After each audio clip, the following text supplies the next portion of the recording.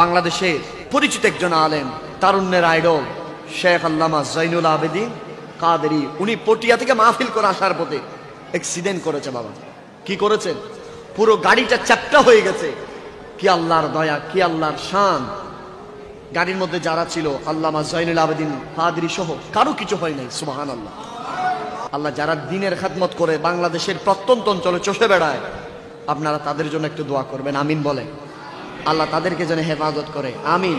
আল্লাহ তাদের ইজ্জত আবরুরকে যেন হেফাজত করে। আজকে এখানে, কালকে ওখানে, এভাবে পুরো দেশ ব্যাপী আপনারা যেখানে 5 মিনিটে ঘরে চলে যাবেন, আর আমাদের যেতে লাগবে ঘন্টা।